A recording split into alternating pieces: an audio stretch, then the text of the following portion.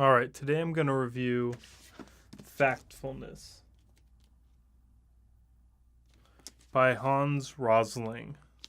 10 reasons we're wrong about the world and why things are better than you think.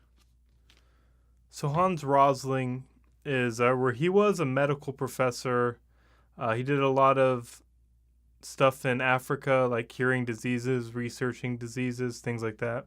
But he's probably best known for all the TED Talks he's given. He did all these TED Talks where he has these moving charts, and they were really popular TED Talks. The first one was like 12 years ago, so it was at the beginning of TED Talks before there was like hundreds and hundreds of them, back when it was really a select group of people.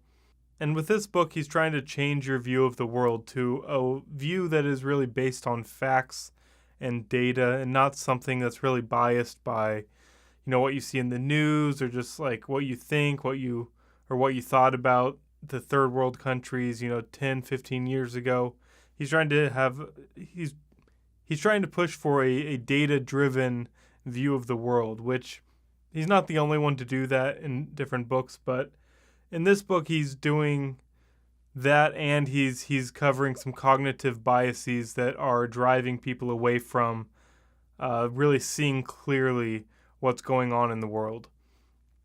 And actually, I started reading this book quite a while ago, but actually I had to stop reading it because the way the author writes, there's some things that were just so irritating to me, I was forced to stop, and that's kind of despite the book having good information.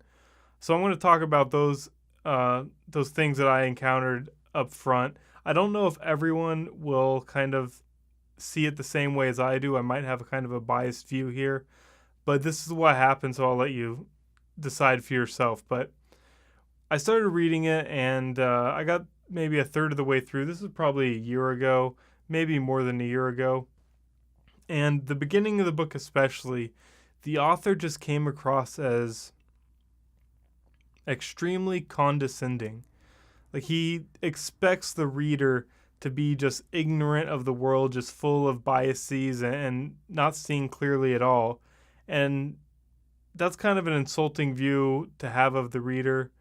But it's not the worst thing by itself, especially a book like this. He's trying to address these issues, so it's not insane that he's thinking the reader might be ignorant, but he really pushes it to another level.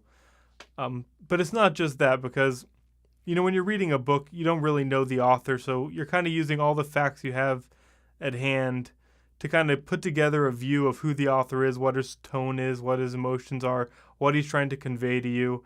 And with me, there was a series of things that all pointed to him being a dick and being condescending and having a low opinion of the reader, which really grated me, and it was really infuriating. So part of it was the condescension, which by itself wouldn't have been a deal breaker. But then he has this very arrogant way of talking about the information he's giving. Like, he always, even in the examples that don't include the reader, he always illustrates the example as if the reader is always hearing, or not the reader, I'm sorry, if the person in the example receiving information is just this like doe-eyed, innocent, naive person who doesn't know anything, and the information being given in the example is like an epiphany. It's like, it's unbelievable information that's just going to revolutionize this person's worldview. And it's constantly like that. And so he's kind of like trying to elevate what he's saying in the book to like this level that it shouldn't be elevated to. And that combined with the condescension that I found, it was really irritating. But then there's a third thing that he does, which I found out later why, which I'll get into, but he humble brags constantly. He's always just throwing himself into examples when it's not necessary, and he's always framing it around, some talk he was giving or someone he was meeting with, and they're always like high-level people or, some time when he was in Africa trying to save people, and it's constantly he's throwing all these humble brags into the book, and it's really weird because it's a very logical book about changing your perspective on the world. It doesn't really require that many examples from one person's experience. You could just use data about the world to really get your point across. And that's a lot like Steven Pinker's Enlightenment Now. He's talking about the world a lot, and he never really talks about himself or personal experiences because they're not necessary. So the bragging, the kind of arrogance about the information, and then the condescension I was getting was really just all came together to make me really turned off by the book, and I stopped reading it. Um, later on, about recently, I went back to finish the book so I could review it, and when you finish the book, I don't know if I forgot or I didn't notice this at the beginning of the book, but the author, he actually died right after the book came out. And while he was writing the book, he had like terminal cancer and he knew he was going to die. So a lot of this book is like a memoir, which a lot of memoirs are just humble brags about a person's life. So I think that's probably why there was so much personal information in the book, which if I knew that at the beginning or if I was more aware of it, it might not have bothered me so much, kind of just understanding why he was throwing himself into all the examples. But I will say that, yeah, when I read it the first time, it was so bad I had to stop reading it. And that's really only happened with a few books ever. But when I went back and reread it and I read more of it and got into it, the second half of the book's a lot better. And maybe I was in a different frame of mind when I was reading it, but I didn't get near the same amount of issues, or I didn't have the same amount of issues with the second half of the book. And all that being said, I'll kind of leave that where it is. I don't know if you'll have that same experience. I think some people will, but I don't know if it's everyone. I looked at a lot of reviews online to see if other people were having the same issues, and I came across a few reviews where people were citing these things, but it seems to be a minority, so maybe it's only me. You might not have this problem. So I'll kind of leave that stuff behind and just talk more about what's actually in the book, because the book has some really good information in it. It's not that comprehensive or that great all over, but it's pretty good, and I really enjoyed it. The author puts together this framework for understanding kind of all the levels of poverty and where all the people live in the world. And it's really interesting. He has some really great graphs and charts in the book. Here, I'll illustrate one here. He has this great chart for kind of just visualizing where all the people in the world live and what level of poverty they're in. Facts like that. And it's really interesting, and that was probably one of my favorite parts of the book, was just, getting the overview of the world and all the people in it and kind of where they're at on a number of different fronts. So that's what, in my opinion, was the best part of the book, was just his view of the world and communicating that view of the world. Not as good, in my opinion, was his information about the cognitive biases that are leading to this view. He goes through a few biases, but because he's like half the book is talking about the reasons why people don't have an accurate view of the world, and then the other half is talking about what's actually going on. He's kind of doing two things at once, and the book's not that long, and so he only can devote, maybe a third of the time to each one, because a third of the book is at least him talking about himself. So really, there's not that much time in the book to just cover all the cognitive biases that are out there, or really go that in depth in all the information about the world. So while the information is good and the charts are great, if you go watch his YouTube videos or his TED Talks, you'll get a lot of the information there. And then I would almost recommend that you would read two other books instead of this book, because, like I said, he's trying to do two different things at once in this book. I think you can go read two different books that each target one of the topics he's talking about, and then you'll get a much broader understanding of the problem and what's going into it. So my recommendations are to read either one of these books, It's Predictably Irrational by Dan Ariely, or Thinking Fast and Slow by Daniel Kahneman.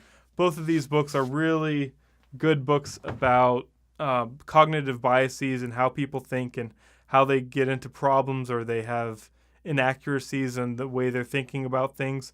And both of those books would be a great choice to cover that side of factfulness. All that stuff would be in either of those books. Thinking Fast and Slow is a little more comprehensive, but it's pretty dense. I'll probably review that book sometime in the future, but Predictably Irrational is a really fun, easy read, which will cover a lot of the information. So I would probably lean in that direction unless you're really interested in that topic. The other books I would read would be either The Rational Optimist by Matt Ridley or Enlightenment Now by Steven Pinker. And I've reviewed Enlightenment Now, and I liked the book. I recommended it. I haven't reviewed The Rational Optimist yet, but I probably will at some point in the future, along with his other book, The Evolution of Everything. But both of those books kind of give you a worldview that is very positive, and it shows you all the progress that we've made on a number of different fronts over time, and kind of gives you a really good view of where we are now. And I think together, both of those books, or one book from each of those categories, will do a really great job at communicating probably 90% of what you would find in Factfulness. And the 10% you wouldn't find in Factfulness is about poverty and kind of how people live in the world. But a lot of that you could get from, his TED Talks or his YouTube videos. Just search Hans Rosling on YouTube, and it'll pull up like 8 different TED Talks. He might have more TED Talks than anyone else. He's very popular with TED Talks. Maybe it's because he has a pretty good connection to Bill and Melinda Gates, which I think has got him through some doors. If you read his book or you see his book, the top here he has a recommendation by Bill Gates, and also on the back here he has one by Melinda Gates. And when you get an understanding of Hans's background, you realize he spent a lot of his career researching and curing diseases in Africa. And Bill and Melinda Gates, that's like what half of their foundation is just curing diseases in Africa. So together, I think they're very, buddy-buddy, because they both spend a lot of time on these two fronts. So I think the Gates really helped push him into the forefront on a number of different areas over time. And that's why his book is probably so highly recommended. I know a lot of the reviews I read on Amazon, they all cited Bill Gates, so I think he really recommended the book a lot when it came out. But I'm guessing if they knew him in person, they might not have read, and they might not have got the condescending tone that I got from the book. And I don't know if other people will get that. It doesn't seem like everyone did, but it came across really strongly to me. And I have to say that, because I think if you're prone to noticing condescension in someone's tone or the way they're speaking to you, then you'll probably notice it in this book. And if that's the case, then definitely go for the combination of other books that I recommended. But if that's not you, if you've never really had a problem with that, you could pick Factfulness up, and you'll probably really enjoy it. It has good information. It's kind of broad. It's kind of brief on what it covers. But the information is enjoyable. There's some really great charts in there. And when the author's talking about himself, just know he was dying, and that's why.